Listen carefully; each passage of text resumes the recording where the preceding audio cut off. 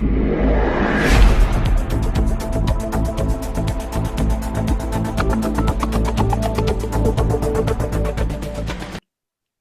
welcome you all in another episode of The Right Conversation on our channel, The Right News.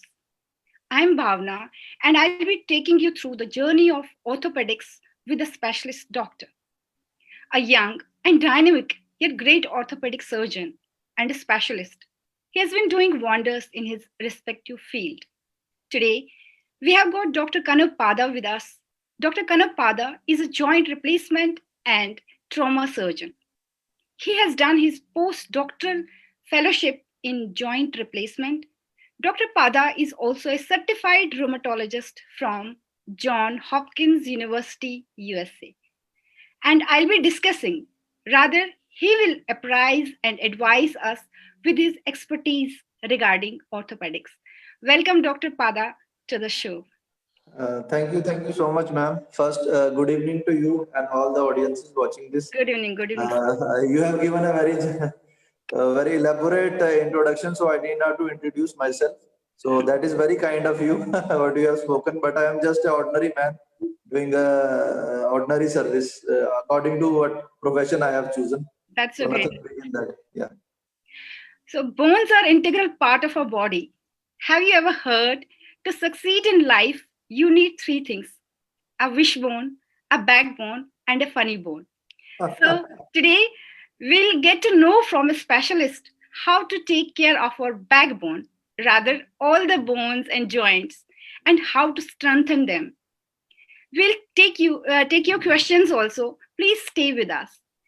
We'll be taking up issues one by one. Arthritis is one of the most affected conditions of our bones. It's an inflammation of one or more joints causing pain and stiffness that can worsen with age.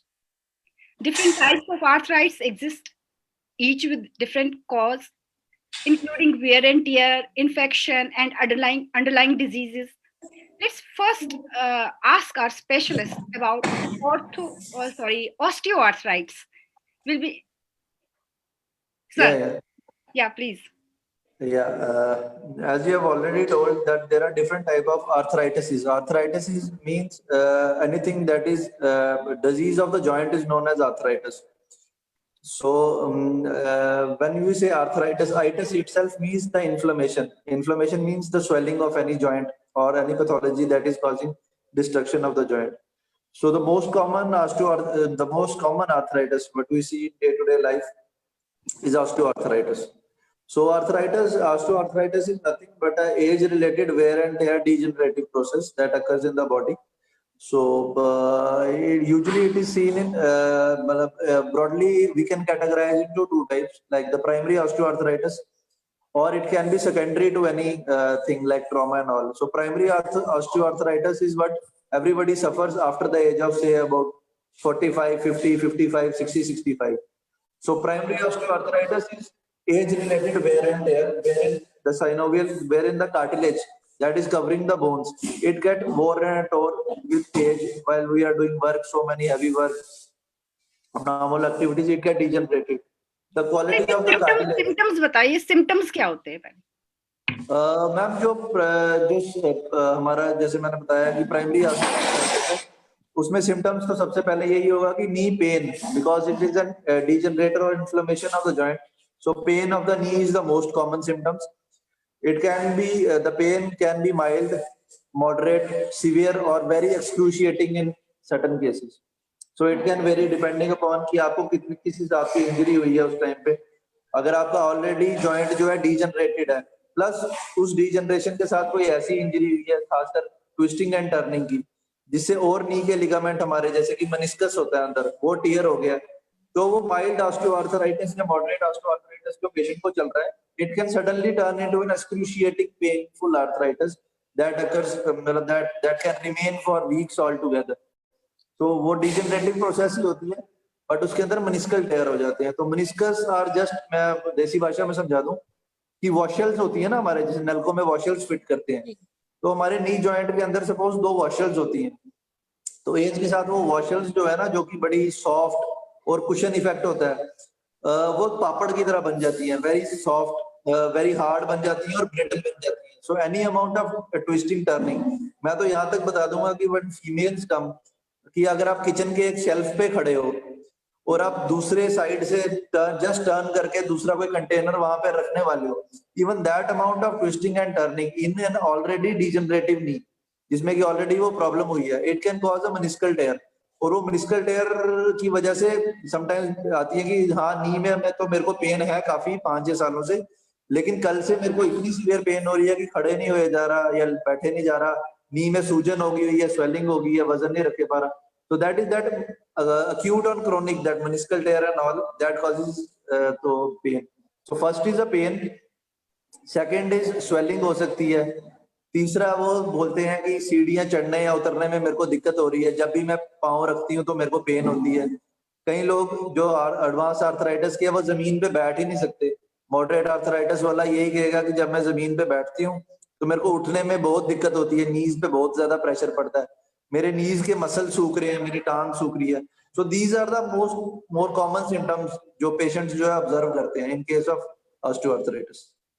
तो mostly ये हमारी नीज में ही होता है osteoarthritis, अगर की हम बात करें तो ये नीज को ही इफेक्ट करता है। मैम ऐसे तो हर किसी जॉइंट में होता है, बट नीज हमारे ना वेट बेयरिंग जॉइंट है, तो मोस्टली जो है आर्थराइटिस जो है नीज में होता है, नंबर 1।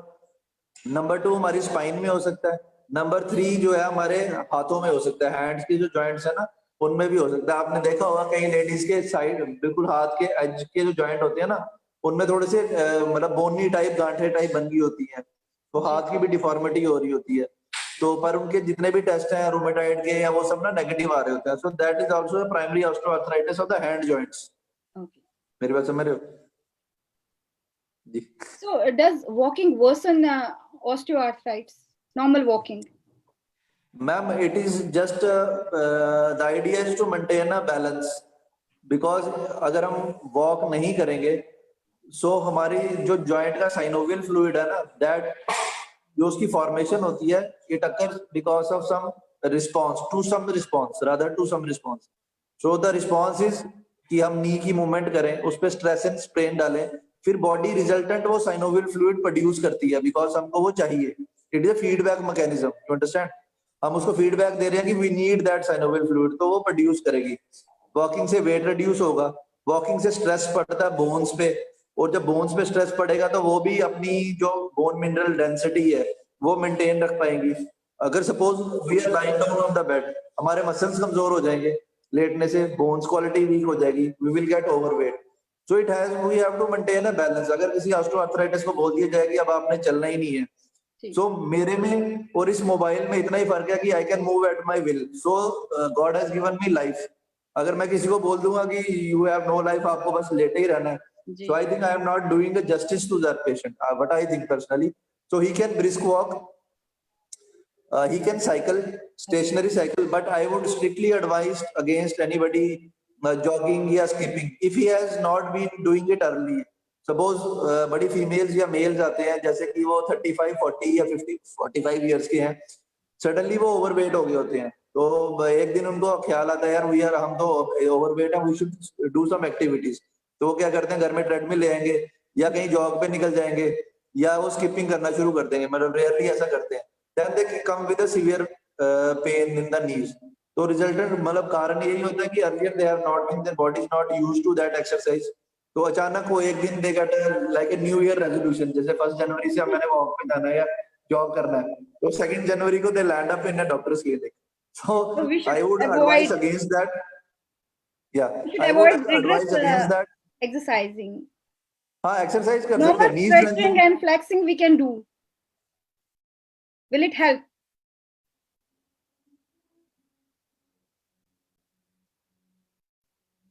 क्या? हेलो हेलो डॉक्टर साहब, आपकी वॉइस नहीं आ रही है, वॉइस इज नॉट देयर।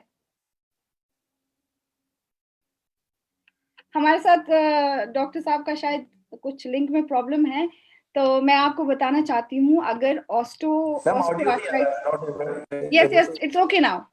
हाँ हाँ, जिस में तो हम नॉर्मल वॉकिंग कर सकते हैं, हमें रिग्रेस एक्सरसाइजेस नहीं करना है, हमें बैलेंस वॉकिंग भी करना बैलेंस है, अप्रोच। बैलेंस तरीके से, सो दैट, क्योंकि इसमें हमारी जो बोन है वो डैमेज होने का खतरा होता है, फ्रैक्चर होने का खतरा होता है, तो उससे हमें बचने के लिए हमें नॉर्मल वॉकिंग करना है। डॉक्टर साहब ये बताइए कि कैसे हम डायग्नोज कर सकते हैं, जो फर्स्ट मतलब जैसे हमें, क्योंकि आर्थराइटिस कई तरह का होता है, बोन्स की डिजीजेस कई तरह की होती है, तो हमें कैसे पता चलेगा कि ये ऑस्टियोआर्थराइटिस ही है? इसके लिए कोई टेस्ट वगैरह होते हैं जो हमें करने चाहिए? मैम डायग्नोसिस के लिए इससे कि कोई भी जॉइंट पेन हो, पहला तो है कि उसको लाइटली ना ले। हो सकता है कि 1 या 2 दिन आप देख सकते हो, बट आई थिंक किसी ऑर्थोपेडिक सर्जन को या रोमेटोलॉजिस्ट को जरूर कंसल्ट करें। तो फर्स्ट, तो it is always a clinical diagnosis, the doctor will examine you thoroughly and then according to that he can write some investigation. If he thinks it is an osteoarthritis, he may order some x-rays or certain blood test. If he thinks that you are having symptoms of rheumatoid arthritis, he will order certain other test. अगर ankylosing spondylitis है, psoriatic arthritis है, so there are different type of arthritis, but उसकी judgment एक clinical clinician ही कर सकता है. I think first we have to go to a doctor. He may advise blood test, x-rays, MRIs, bone mineral density test, rheumatoid factor, HLA-B27, depending upon what he thinks you are suffering from. Is it genetic? Ma'am, there are so many studies to suggest that osteoarthritis has some genetic components. And जब कि हम twins की मतलब सबसे ज्यादा तो study यही होती है कि बड़े ज्यादा ट्विंस को लिया गया और उनको स्टडी किया over a period of time. So it was found that कि twins जो है simultaneously they developed osteoarthritis at a certain age, suppose 40, 45, 50. So ऐसा कोई strong evidence नहीं है, but there are evidences that it is genetic. Like बड़े लोग ये भी कहते हैं कि मेरी मदर को भी या मेरे को हो गया हुआ है. So osteoarthritis, ankylosing, rheumatoid, मतलब हल्का हल्का genetic factors है इनमें. अदरवाइज ये एज रिलेटेड प्रॉब्लम है?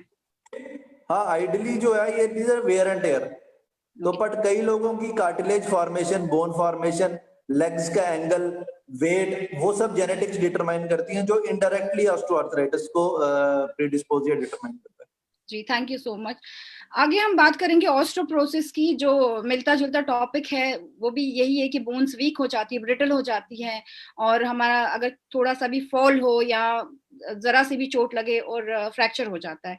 तो ये जो ऑस्टियोपोरोसिस है ये क्या है, और इसके रिलेटेड आप हमें जानकारी दीजिए प्लीज. मैम ऑस्टियोपोरोसिस जो है ना, it is a very serious disease. I think it is listed in one of the WHO's high priority disease because it effects especially women or people above that 45 or 50 years of age. तो एक बड़े मतलब आसान तरीके से और एक imaginative तरीके से बताता हूँ. जैसे आपकी हनी कॉम्ब देखते हैं ना, मधुमक्खी का छत्ता जी. उसको आप अगर बाहर से देखेंगे तो वो सेम ही होगा, लेकिन अंदर से ना वो खोखला हो चुका होता है, मतलब उसके अंदर पोर्स होते हैं. तो आप इमेजिन कर सकते हैं कि एक नॉर्मल एडल्ट जो कि 25 साल का है और एक जिसको ऑस्टियोपोरोसिस, वो 65 इयर्स की फीमेल, अगर बाहर से उसकी बोन देखेंगे आपको कोई फर्क नहीं पड़ेगा, लेकिन जैसे अगर आप उसकी क्रॉस सेक्शनल काटेंगे तो आपको उसके अंदर एक खोखलापन नजर आएगा जो कि बाहर से नहीं नजर आता है. तो उस खोखलेपन के, बोन के खोखलेपन को हम ऑस्टियोपोरोसिस कहते हैं. Means the bone mineral density, जो कि हमारे कैल्शियम या फास्फोरस या जो कि उस पर डिपॉजिट होता है बोन पे, वो होना बंद हो जाता है. Bone marrow, bone marrow ma'am different होगी, बट बोन की क्वालिटी, जैसे कि मैंने वही बताया ना कि अगर आप 2 ईंटें लेते हैं, एक ईंट सख्त है, एक ईंट नरम है, ओके, तो बोन मैरो डिफरेंट होगी. बट जो बोन का आर्किटेक्चर है, समझ लो, तो बोन का आर्किटेक्चर है, जो उसमें हमने सरिया डाला है वो वीक हो गया, जिससे वो बोन बनी है ना सपोज, तो वो वीक होती है. बोन मैरो थोड़ी डिफरेंट है, बट समझ लो कि एक बोन खोखली और एक नहीं है, मतलब नॉर्मल है. ये जो ऑस्टियोपोरोसिस रिलेटेड फ्रैक्चर्स होते हैं मोस्टली कौन सी बोन्स में हो सकते हैं फ्रैक्चर्स? ऑस्टियोपोरोसिस, ऑस्टियोपोरोटिक फ्रैक्चर्स को ना फ्रेजिलिटी फ्रैक्चर्स भी कहते हैं. तो मोस्ट कॉमन देखा गया है ये फ्रेजिलिटी फ्रैक्चर्स हमारी रिस्ट में हो सकते हैं. फीमेल्स की आप देखो कभी कभी रिस्ट फ्रैक्चर हो जाती है बड़ी इजीली, स्पेशली आफ्टर मीनोपॉज. सबसे ज्यादा फ्रैक्चर्स जो कि अनडिटेक्टेड जाते हैं वो स्पाइन में होते हैं, क्योंकि स्पाइन में ना माइक्रो फ्रैक्चर्स हो रहे होते हैं, कोई ओवर्ट फ्रैक्चर नहीं होता. These are micro fractures. तो स्पाइन का जो हमारा लेवल है, सपोज एक वर्टिब्रा या जो एक मन का जो कमर में हम कहते हैं, सपोज वो कोई 3 सेंटीमीटर का है, तो विद एज जो है वो कोई मिलीमीटर्स के हिसाब से ना कम होने शुरू हो जाता है. So that is because of osteoporosis and micro fractures. तो आप देखते हो कि फीमेल ऐसे है तो वो आस्ता आस्ता कर्व होने शुरू हो जाएगी, मेल या फीमेल कोई भी कर्व होने शुरू हो जाएगा. So that is because of bending of the spine due to osteoporotic fractures. तीसरा फ्रैक्चर हो गया फ्रैक्चर नेक ऑफ फीमर, जो हमारी फीमर मतलब हिप जॉइंट इन अगर मैं देसी भाषा में कहूँ तो हिप जॉइंट के अराउंड के फ्रैक्चर. सो तीन फ्रैक्चर जो है सबसे कॉमन है, रिस्ट जॉइंट, वर्टिब्रा फ्रैक्चर्स और हिप जॉइंट के फ्रैक्चर्स. बाकी कहीं भी हो सकते हैं ट्विस्टिंग एंड टर्निंग से. तो ये osteoporosis can it be cured? Osteoporosis जो आप प्राइमरी ऑस्टियोपोरोसिस की जो बात कर रहे हैं, जो कि पोस्ट मेनोपॉजल फीमेल को या एल्डरली एज में होता है, वो एक हो गया. या हम उसको डिफरेंशिएट कर सकते हैं सम अदर ऑस्टियोपोरोसिस जो कि किसी और लेवल से है. वो तो किसी एज में भी हो सकता है, जैसे कि आपको कोई किडनी डिजीज है उस वजह से हो सकता है, आपको माल अब्जॉर्प्शन सिंड्रोम है, आप खाना खाते हो आपके पेट में पचता ही नहीं है, वो निकल जाता है, तो वो हमारे वाइटल मिनरल्स, कैल्शियम, मैग्नीशियम, जो विटामिन डी है वो सब अब्सॉर्ब ही नहीं हो रहे हैं बॉडी में. कोई और हम रेडिएशन या कैंसर थेरेपी ले रहे हैं जिस वजह से ऑस्टियोपोरोसिस हो रहा है, हम बेड रिडन है उस वजह से ऑस्टियोपोरोसिस हो रहा है. So there are different causes of osteoporosis and they can be treated accordingly. But हम यहाँ पे ना प्राइमरी ऑस्टियोपोरोसिस की बात करेंगे जिसमें कोई कारण नहीं है एग्जैक्ट, बट वो हो रहा है because of age. So females जो होती हैं 45 के बाद जो है उनमें हार्मोन्स वगैरह बनने कम हो जाते हैं, एज वी ऑल नो. तो उसके बाद क्या होता है, हमारे बोन सेल्स होते हैं, सपोज दो टाइप के बोन सेल्स होते हैं, एक हमारी बोन फॉर्म कर रहे हैं और एक बोन को ना अब्सॉर्ब कर रहे हैं. तो दोनों ना हमारी बॉडी में बड़े जरूरी होते हैं, बिकॉज सिर्फ फॉर्म होते रहे तो हमारा स्केलेटन ही बहुत चौड़ा हो जाएगा, मतलब हम सिर्फ ग्रो ही करते रहेंगे. तो दोनों सेल्स ना बड़े इंपॉर्टेंट होते हैं, एक बोन को खा रहा है और एक बोन को बनाया जा रहा है, तो हमारी बॉडी में ये बैलेंस में रहते हैं. लेकिन ऑस्टियोपोरोसिस के बाद क्या होता है, जो बोन को खाने वाले सेल्स होते हैं ना वो ओवर एक्टिवेट हो जाते हैं. सो वो बोन को खाते रहते हैं और बनाने वाले सेल्स जो है इतने बनते नहीं है आफ्टर मेनोपॉज. तो बोन्स हमारी जो है खोखली होनी शुरू हो जाती है. तो इस खोखलेपन को करने के लिए वेरियस मेडिसिन हैं, जैसे कि बिस्फॉस्फोनेट्स एक ग्रुप ऑफ मेडिसिन हैं जो कि हम ऑस्टियोपोरोसिस में देते हैं. आपने सुना होगा ऑस्टियोफॉस और राइजोफॉस आती है या जोलिड्रोनिक एसिड आती है. आजकल एक नया सॉल्ट आया है पैराथायराइड हार्मोन जिसको हम दे सकते हैं. बाकी कैल्शियम, विटामिन डी, मैग्नीशियम वगैरह ये सब हम कर सकते हैं. Dietary modification, high protein diet कर सकते हैं. ओके. तो वो कर सकते हैं. कोई खाने पीने का हमें ध्यान रखना पड़ेगा इसमें, कुछ फूड्स जो हम अवॉइड करें या कुछ फूड्स जो हम ले सकते हैं इस ऑस्टियोपोरोसिस में? हाँ मैम, फूड से पहले मैं एक चीज ये बोलना चाहता हूँ कि जैसे कि सपोज कोई फीमेल या मेल जो है 30s या 40s में है जिसको भी ऑस्टियोपोरोसिस डेवलप नहीं हुआ है, but he wants to maintain और increase his bone mineral density. So foods या सप्लीमेंट्स का इतना एविडेंस नहीं है, बट लेवल 1 एविडेंस ये कहता है कि if he starts doing weight bearing exercises means weight training, जैसे कि जिससे भी वेट से हो गए, डंबल प्लेट्स जो भी करेगा, so that stimulus indirectly goes to the bone and his bone mineral density remains or does not decrease over a period of time. So the most important thing is I would suggest is a weight bearing exercise if you want to maintain your bone mineral density. Bones को strengthen करने के लिए. हाँ ma'am, stress मिलेगा ना, the weight will give stress to the bone, so the body will respond according to that stress. So does it affect any other organ? What ma'am? और osteoporosis अगर बढ़ता है तो क्या कोई और ऑर्गन को भी ये इफेक्ट करता है? मैम ऑस्टियोपोरोसिस जो हो गया प्राइमरीली तो बोन का डिजीज है, बट इनडायरेक्टली ये मसल्स वगैरह को, लिगामेंट्स को भी कर सकता है. बट क्योंकि बोन्स जब वीक हो जाए तो आगे पीछे के मसल्स, बोन पेन्स होने शुरू हो जाती हैं, इंसान अपनी मसल्स नहीं यूज करता है, over a period of time muscle week होने शुरू हो जाते हैं, ओवरऑल हेल्थ, मेंटल डिप्रेशन, ये सारे इनडायरेक्ट चीजें हो सकती हैं उसमें. तो थैंक यू सो मच इतना हम डिटेल जानकारी देने के लिए, क्योंकि हमें पता है कि अगर रूमेटॉइड आर्थराइटिस होता है तो वो ऑर्गन्स को इफेक्ट करता है. तो हमारे लिए जानना बहुत जरूरी है कि whether it is osteoporosis, whether it is osteoarthritis, और आगे हम बात करेंगे रूमेटॉइड आर्थराइटिस की जिससे ऑर्गन्स भी इफेक्ट होते हैं अगर वो बढ़ता है. तो इससे रिलेटेड टर्म्स हम अगर बात करें, लंबर स्पॉन्डिलाइटिस रिलेटेड है टॉपिक, क्योंकि हम लेग्स से ऊपर थोड़ा सा तो हमारी लंबर स्पॉन्डिलाइटिस की बात करते हैं.